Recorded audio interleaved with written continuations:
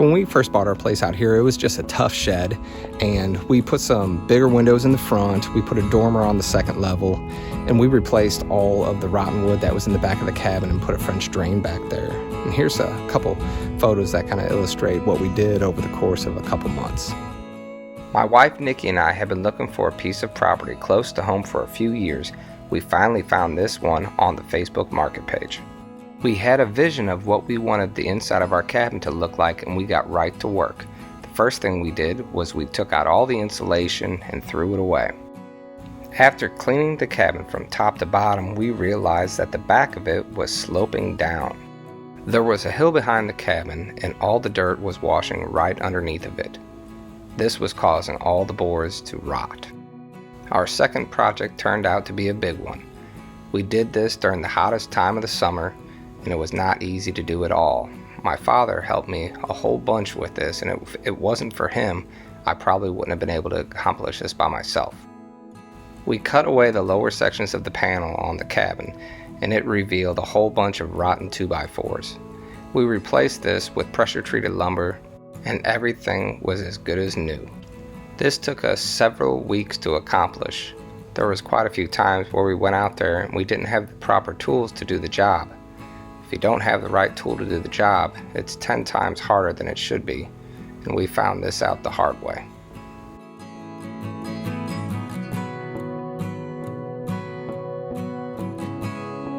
So one of the first things we did here was a screened-in porch.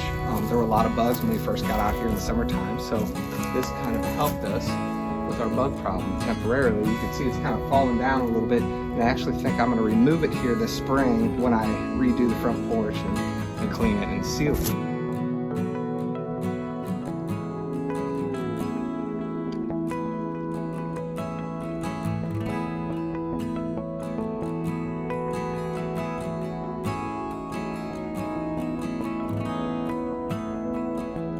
This is our field that we planted with sunflowers and soybeans the first, I think, real spring that we were here. It was awesome. We decided to just let it grow into a bedding area this year for the deer.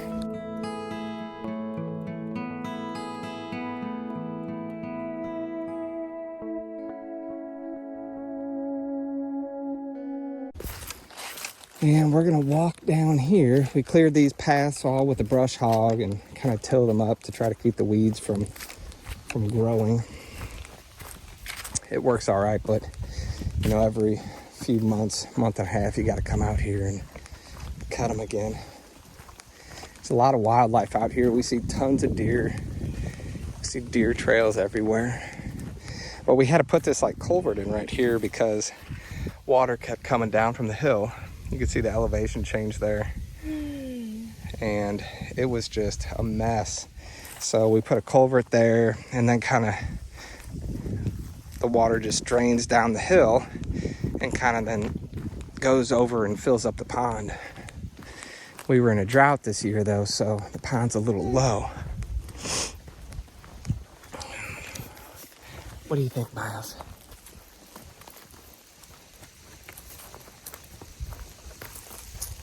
And here is a view of our pond. So what you're seeing right here didn't used to look like this. It's about 4 or 5 acres, and it looked as thick as those cedars did over there.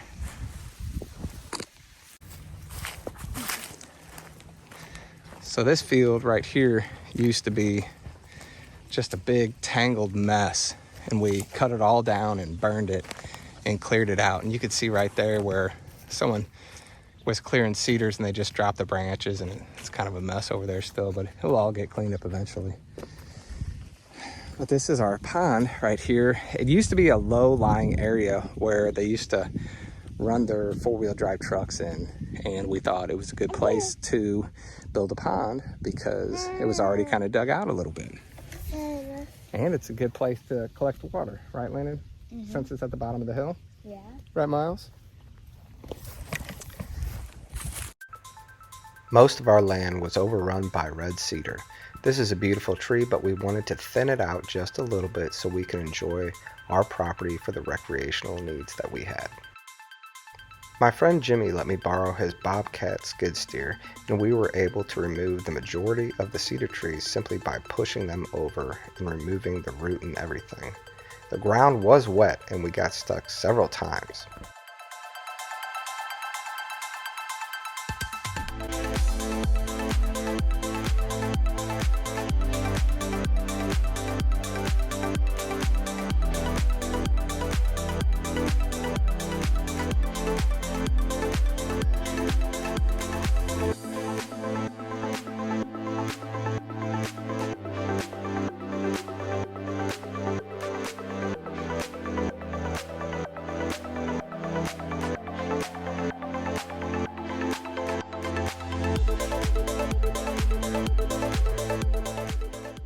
Once the cedar trees were fell, we had to drag them by hand or by tractor and stack them in multiple piles and continued burning them until all the cedar trees were gone.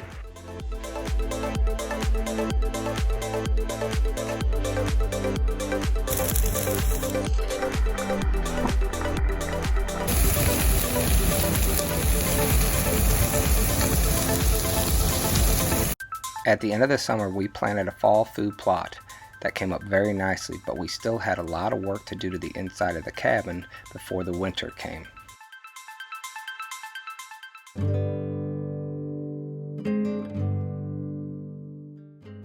First, we installed a vinyl floor throughout the cabin.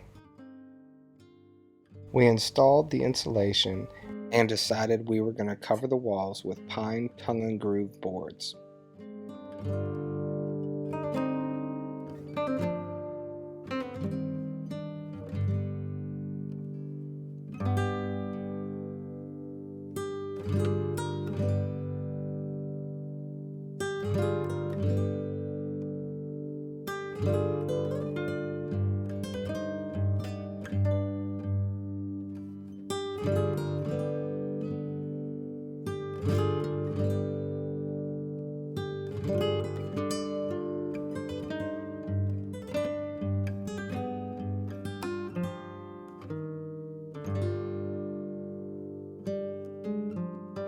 My dad helped me install the blinds on the windows, and my friend Nick helped me install a dormer on the second level. Before you knew it, the cabin was cozy and ready for a weekend stay. I never thought I'd have a place so beautiful to bring my family that was so close to home. My daughter and my 2 sons, my wife, my dad, and my friends and I have all enjoyed time out here. There's something to be said about owning your own property and working it every day. We are slowly turning this piece of God's beautiful creation into Our Hermann Homestead.